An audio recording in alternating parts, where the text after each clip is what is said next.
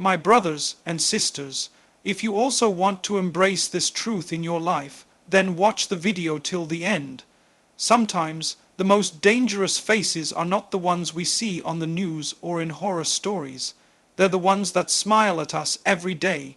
Evil, in its truest and most deceptive form, often hides behind the mask of familiarity. It's easy to believe that harm must come from strangers, from the outside world, from people we barely know.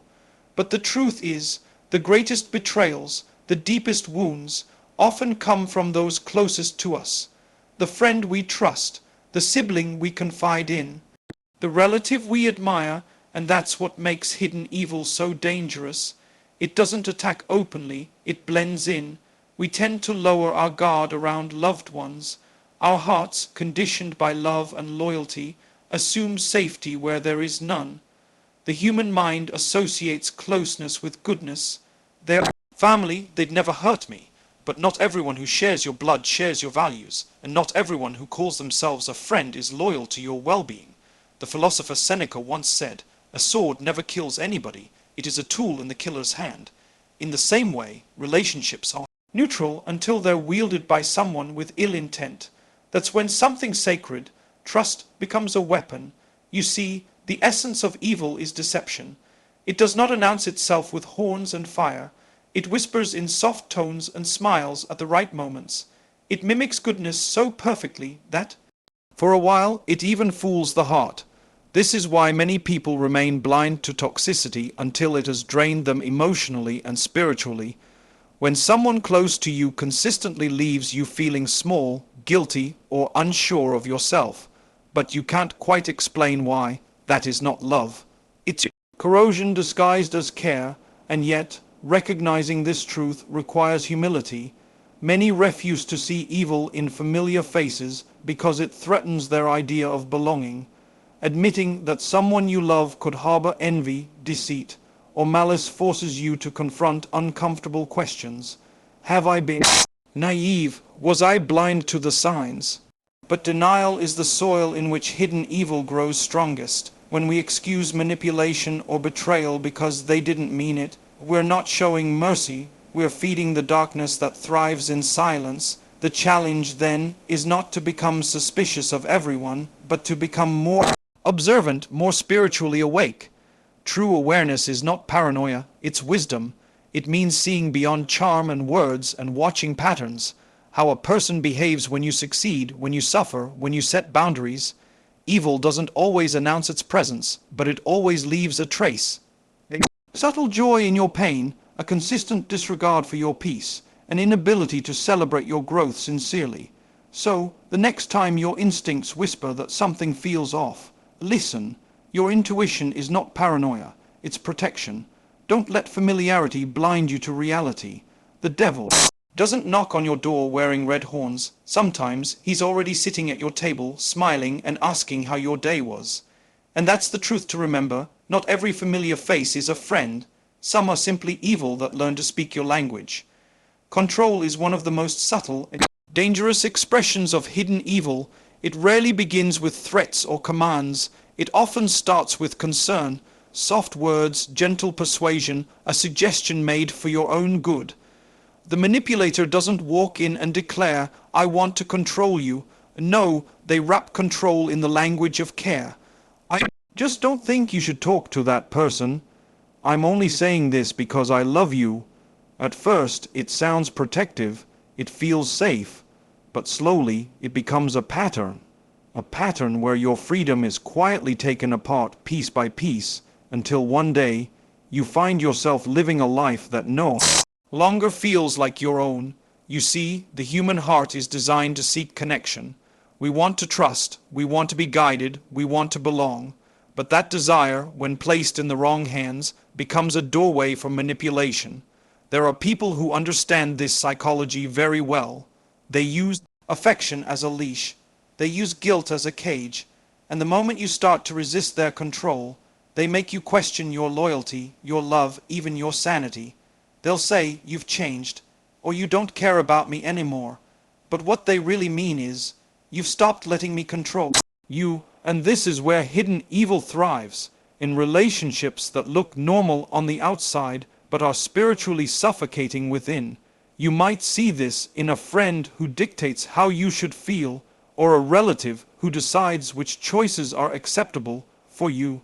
It might even appear in a spouse, a parent who uses silence, withdrawal, or guilt to keep you emotionally bound. The danger lies in the quiet erosion of your independence. Before long, you start apologizing for being yourself. You start hiding parts of who you are just to keep the peace. That's not peace, it's captivity disguised as harmony.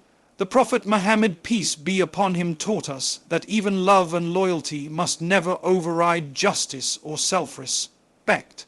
Islam does not call for blind obedience to anyone except the Creator.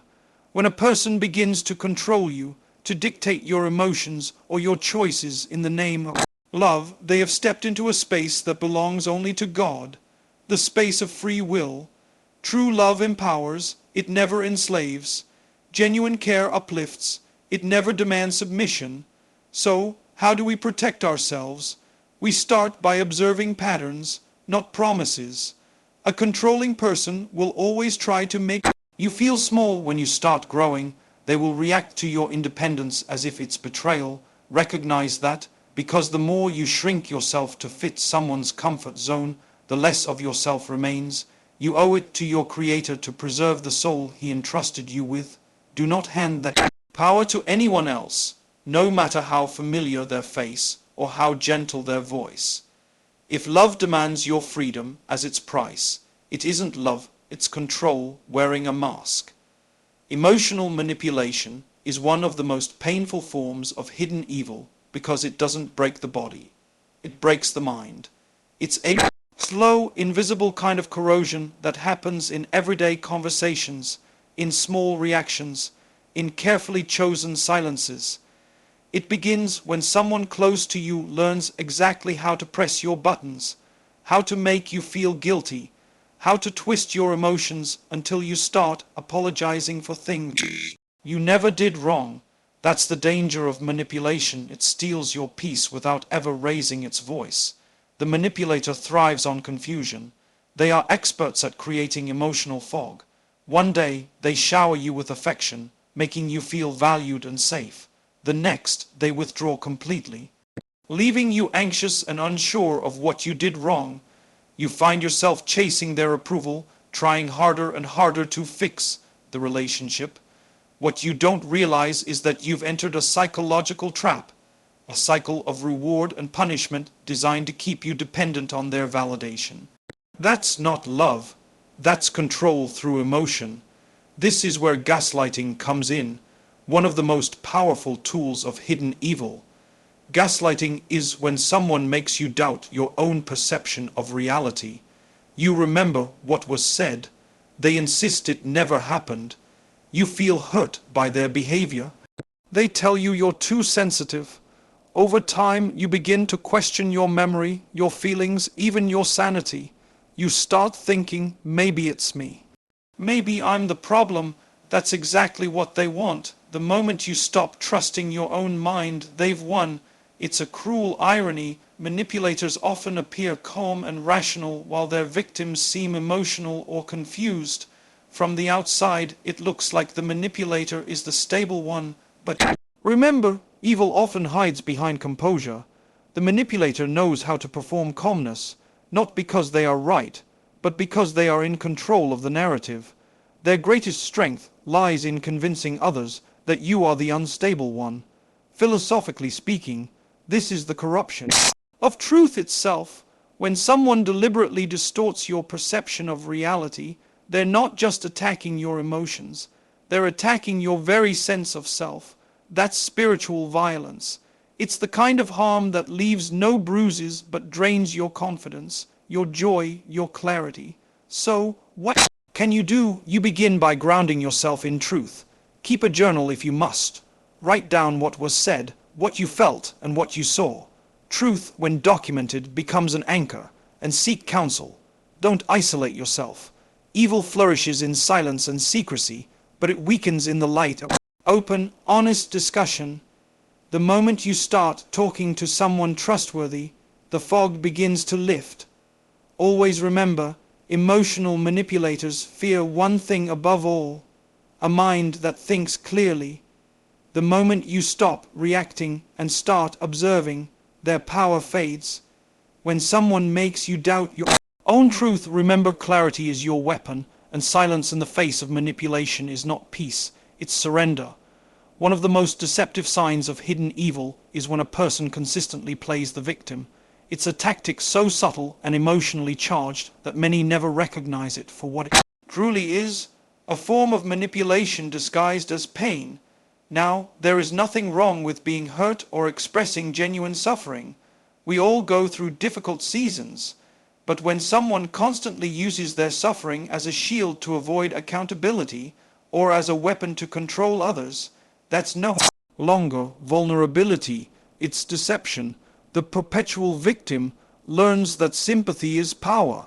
They understand that if they can make others feel guilty or responsible for their unhappiness, they can control outcomes without ever appearing controlling.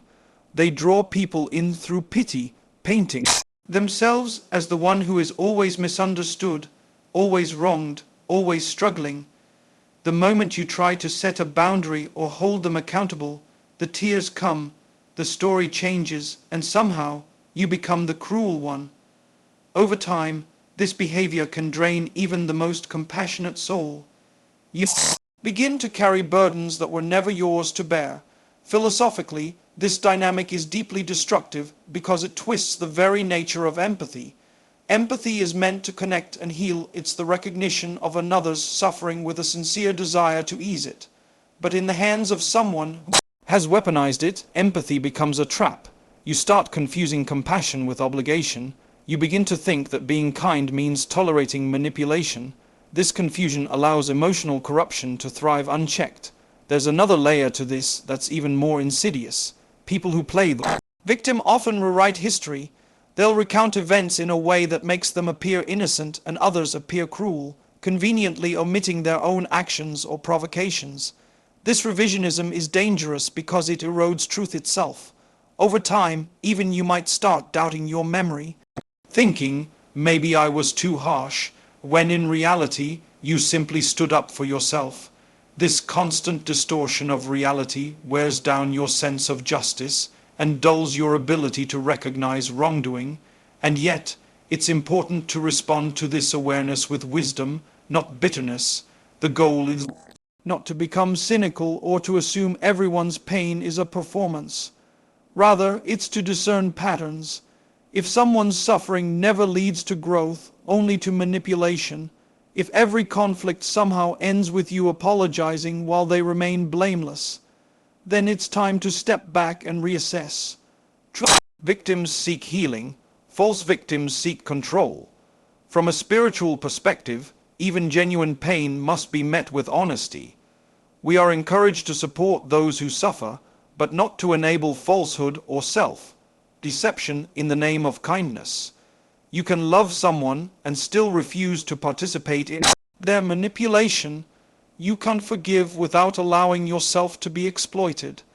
At the heart of this message is a simple truth: responsibility and humility are inseparable.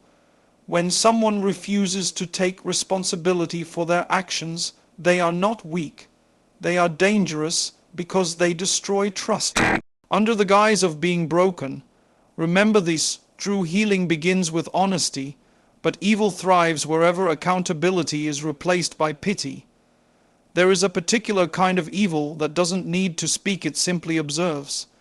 It hides behind politeness and smiles, yet quietly delights when you fall. This is one of the clearest signs of darkness disguised in friendship or family. When someone finds satisfaction in your pain, they might never say it aloud, but their energy reveals it. You can feel it in the hesitation before they comfort you, in the faint smirk when something goes wrong for you, or in how their encouragement always feels slightly insincere.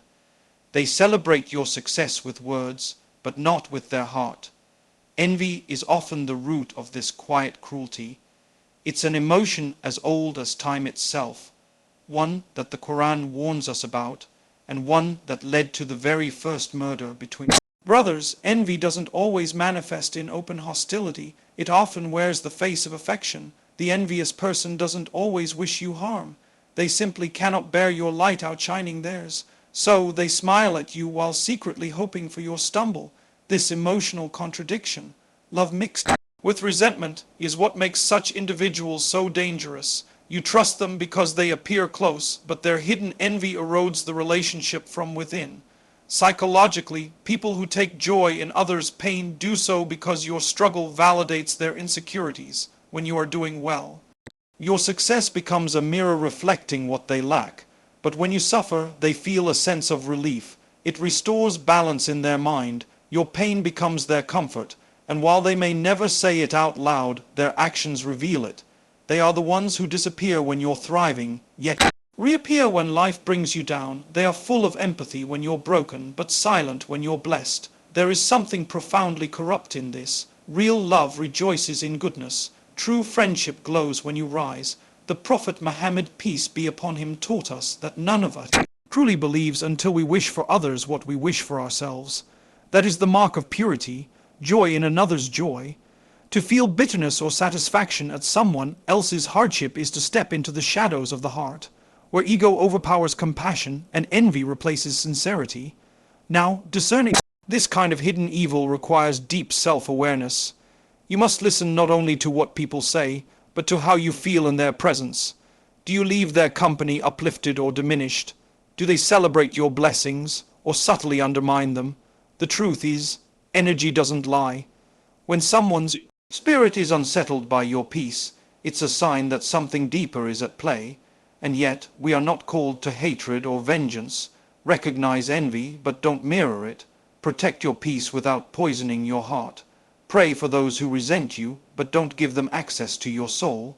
Some people deserve forgiveness from a distance, because ultimately, those who find joy in your pain are not your enemies. They are people whose hearts are diseased with envy, and your growth is their cure if only they would humble themselves enough to learn from it. So guard your joy fiercely, for sometimes the truest test of character is not how you handle pain, but how others handle your happiness. Recognizing evil in those we love is one of the most painful awakenings a person can experience. It shakes your foundation, not just because of the betrayal itself, but because it forces you to question your own judgment, your sense of safety, your capacity to love, your understanding of goodness. Many people, once they see the truth, respond with anger, bitterness, and mistrust. They build walls so high that no one else can reach them. But the goal of awareness is not to harden your heart, it's to purify it. True wisdom is to protect your spirit without losing your humanity. It takes strength to set boundaries without becoming cruel. It takes maturity to walk away without carrying hatred. And it takes faith to forgive without reopening the door to harm. The balance is delicate, but essential, because when you allow pain to make you cynical, the very evil you escaped begins to live within you. You start seeing everyone through the lens of suspicion, expecting betrayal even from those who wish you well. You stop giving love freely, and your light begins to dim. Evil wins, not only when it deceives you, but when it makes you lose the softness of your soul. Philosophically, this is the eternal battle between justice and vengeance. Justice is rooted in clarity. It says, I will not allow you to harm me again. Vengeance, however, is rooted in wounded pride. It says, I want you to feel what I felt. One frees you, the other enslaves you to the past.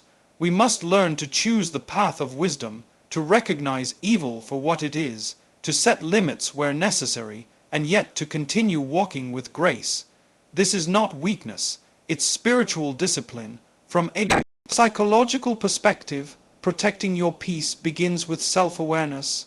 When you've been hurt repeatedly, your nervous system learns to live in defense mode. You become hyper, alert, scanning for danger, always expecting disappointment. But healing starts when you stop defining yourself by what others did to you. You are not the betrayal you experienced. You are not the manipulation you endured. You are the survivor who decided that peace was more valuable than revenge. You are the one who chose growth over bitterness.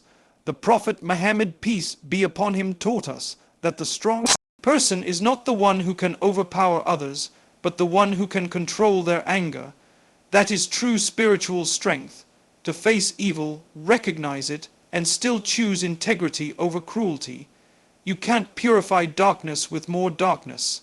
The light within you must remain intact, because that light is what separates awareness from despair. So as you learn to recognize the signs of hidden evil, control, manipulation, envy, deceit, remember this. Awareness is not a call to hate, but a call to guard your soul. Set boundaries, seek truth, and never confuse tolerance with wisdom. You can walk away and still wish others well. You can protect yourself without closing your heart to goodness, because the ultimate victory is not escaping evil, it's emerging from it still capable of love.